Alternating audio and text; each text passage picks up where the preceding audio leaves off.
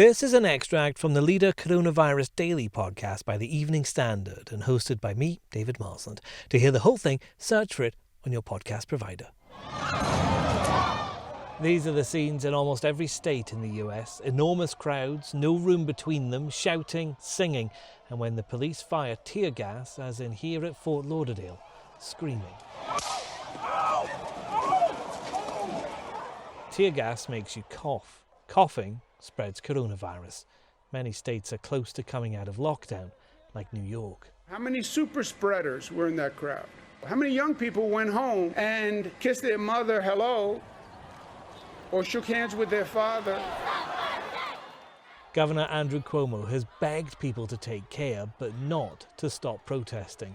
For him and others, the demonstrations sparked by the death of George Floyd, a black man, at the hands of a white police officer, while 3 others stood by, are too important to America.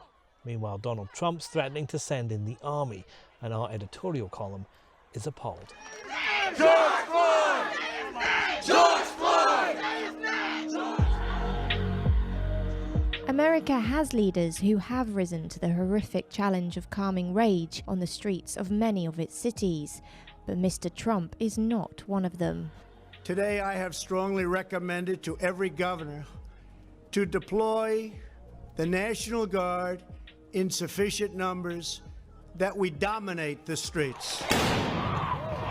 He has called the protesters terrorists and state governors who are trying to cope jerks. He has encouraged the militarization of the response, which has only fueled the rage. Black lives matter! Black lives matter! He has shown no sign of recognizing that the event which sparked this crisis was truly awful. Almost every state has been hit by this disaster. There are pictures of violence and destruction from coast to coast. In the middle of coronavirus, the consequences could not be worse. Chaos will not be beaten back by force. The choice is not between protest and politics. We have to do both, Barack Obama argues. The whole world will be hoping his country listens to the 44th president and not the 45th. Evening Standard columnist Philip Delves Broughton is in New York. Philip, are the protesters aware of the coronavirus risk, or do they just think it's worth it?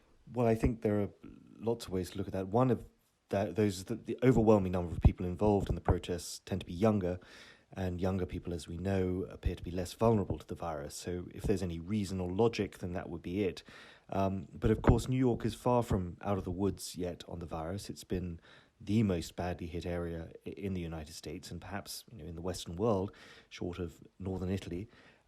Huge amounts of cases, deaths. The hospital system seems to have come through this unscathed.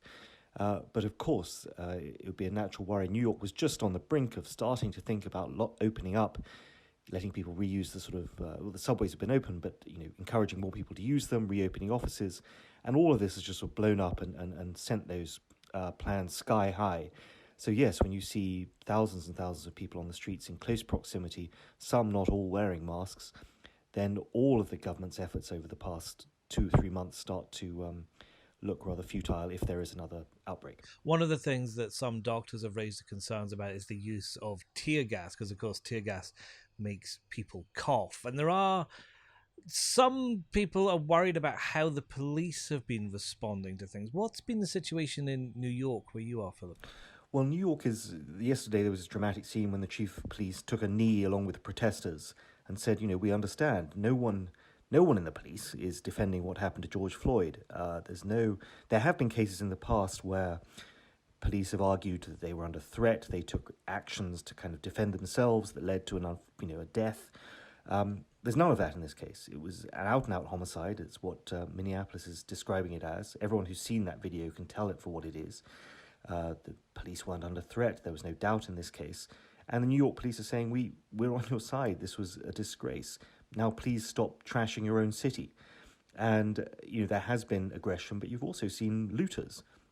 And you have divisions among protesters. Some protesters are saying, we're here to protest. We're here to protest quietly, to make our case about police treatment of blacks in America, and perhaps wrap into that some anti-Trump protests.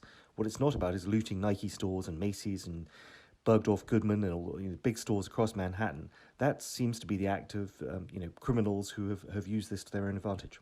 And we've heard Donald Trump in the leaked tape talking about dominating the protesters.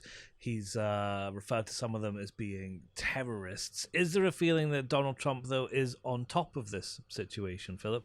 Well, not just in the leaked tape. He said that very clearly. He used those words, dominate. He used domestic terrorism in his speech, his public statements yesterday. So this isn't just something he was saying behind closed doors. He's using that rhetoric publicly now. It certainly feels like this situation has been inflamed by him rather than tamped down. You can imagine another president in another time deciding to call the governors in, holding some sort of summit to try and address the subject, perhaps doing a nationalized TV address. But those aren't the tools that Donald Trump has ever used. He uses confrontation, aggression. He punches people back in the face when they come at him. And the question is, has this made the situation worse? How much longer can it go on like this before there is some measure of conciliation and people come together and start talking? But Trump has given every indication that he wants to impose order by whatever means possible. If it involves calling in the army, he'll do that.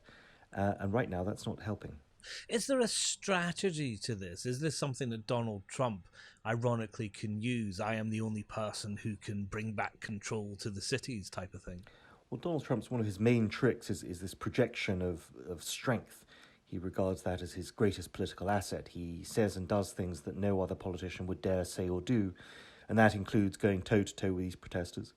He too, has said that the killing of George Floyd was outrageous and disgusting. He's not challenging that. What he's challenging, of course, is the civil unrest, the challenges to police on the streets, the violence. And there will be many Americans who agree with him on that, appalling as Floyd's death was, this is no reason to start destroying, tearing up our cities.